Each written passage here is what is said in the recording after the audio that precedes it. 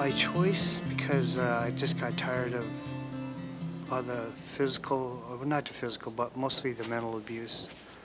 Um, it was, I enjoyed it because that's the way I wanted to live. But after a while, all I really cared about was getting that money to get the alcohol. I'd stand in front of stores, begging for change, or I would go out canning sometimes, to get, to get can money, as they used to call it, or and I'd work every once in a while, so that helped too. And but I'd always drink on the job too, and the boss let me, so because I knew what I was doing, I could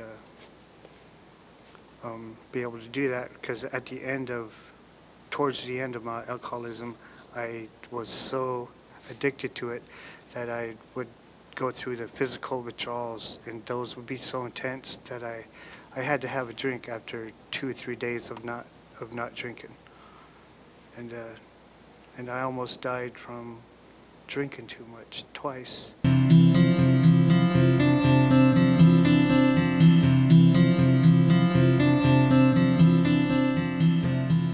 Really opened my eyes that I knew that I needed to quit, because me and God were having conversations about it, and I just asked him if he could help me get past the DTs, that I would quit. And I ended up in a hospital the second time from puking too much blood, and I ended up in a hospital.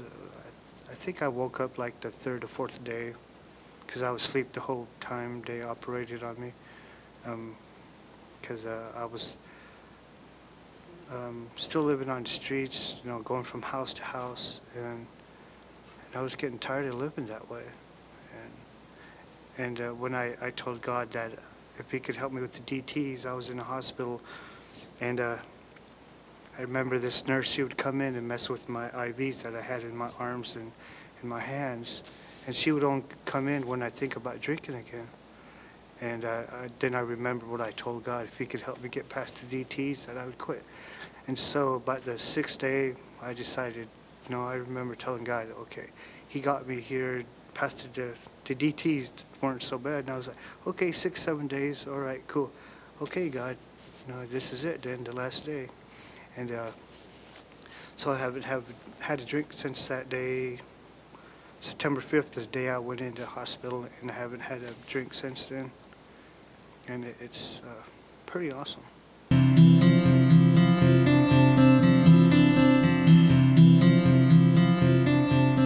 My life now is one of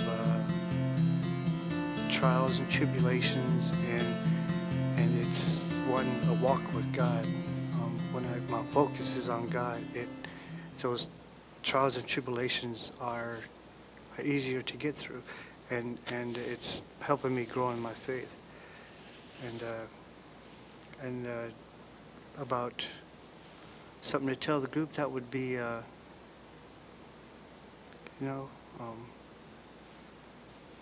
for me, that I would have to give God all the glory, because God called me out to be a preacher and a teacher, and I was amazed when all the things worked together for me to do that, and so my encouragement would be, follow God, trust God, have faith in God that he's going to do what he wants to do through those trials and tribulations, because he's building you up to be that person that you are called to be. And because that's what happened to me, and I just like to see other people put in their positions, to where God called them to be, because we're all one body, and that's how we are to work. When we all come together, the church is just going to grow into something magnificent, and it's all for the glory of him.